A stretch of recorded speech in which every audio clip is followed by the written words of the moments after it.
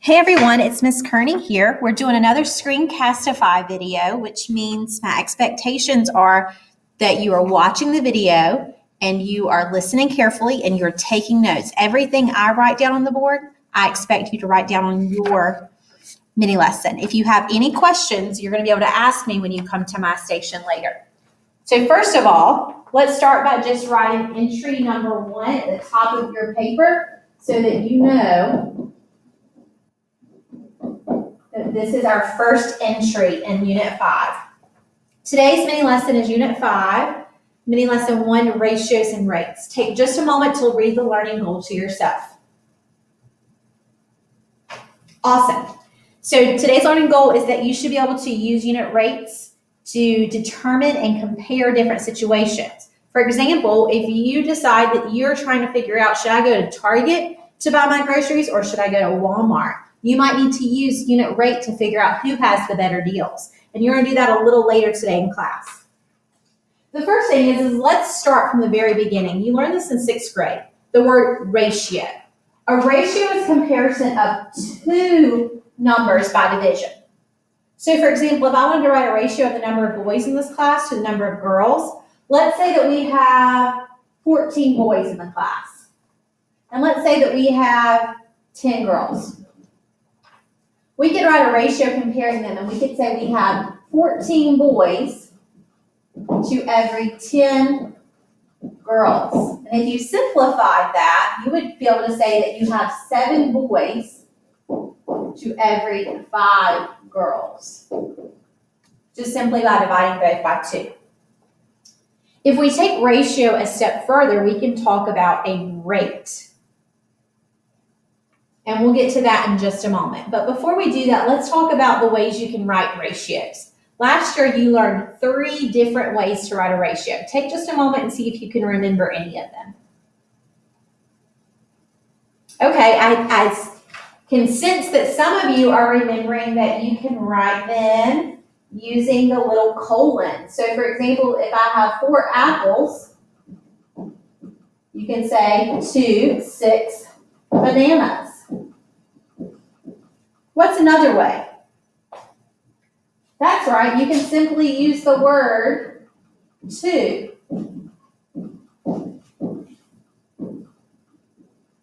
And the third way, does anybody remember the third way? That's 1, 2.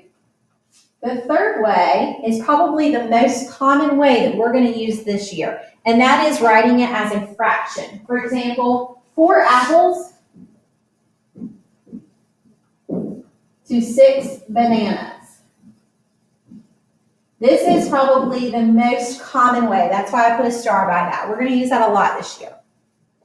So if we take ratio a step further and talk about the word rate. Rate is actually a type of ratio. Rate is a ratio that still compares 2 quantities, but the very important thing is a rate has to have units, and they are different units. And you must always, always, always include the units when writing rates. You're going to hear me say that a lot this year. Please always write down your units so we know what you're talking about. For example, you might say that you were driving 75 miles in 3 hours. It is super important. If I put 75 over 3, that doesn't tell you what we're talking about. So we need to write the unit, 75 miles for every 3 hours. And that is a rate. It compares 2 quantities with different units. Now, let's take it a step further. We have a ratio compares 2 things. A rate compares 2 things with different units. Now, a unit rate. When I say the word unit, how much does that make you think of? It makes me think of 1. So a unit rate is a rate that means how much per one thing. For example, a unit rate is a rate that has been simplified so that the denominator is 1.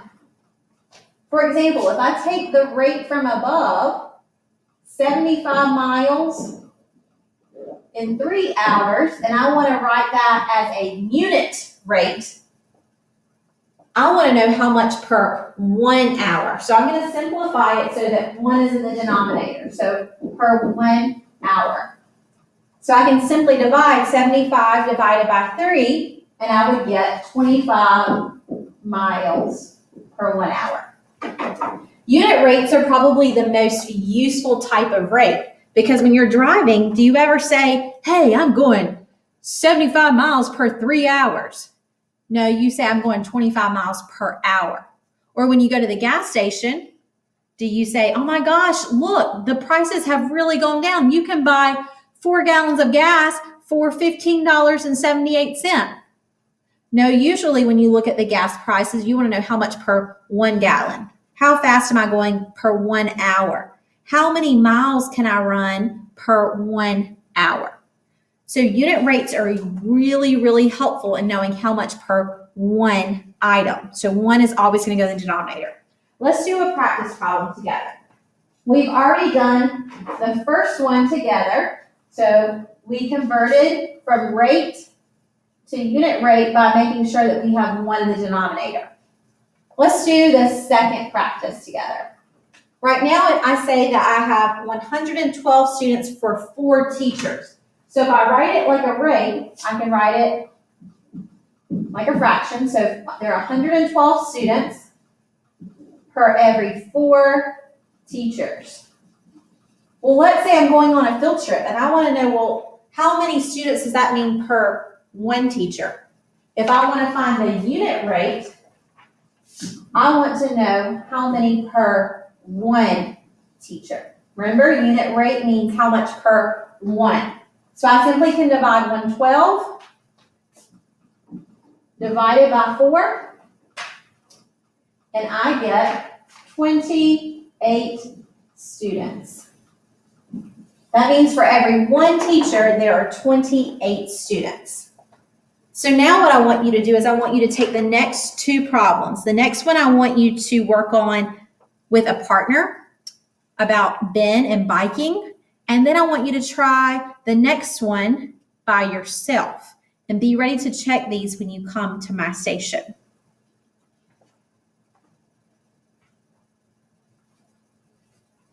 You can take a moment to pause the video while you work on these problems.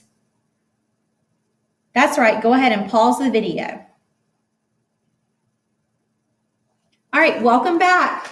I hope you guys were able to work on the 2 practice problems. We'll come back and do the summary later. Let's take a moment to look at the top of the right-hand side of your page where it says Best Buy. This is where it's super important that unit rate, that you understand unit rate.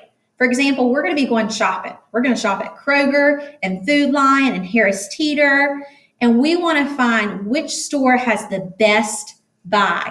So I want to know how much are the items per 1. So for example, I'll start with the first one. If you read the directions, it says find the unit rate. So I'm reading right here. Keyword find the unit rate.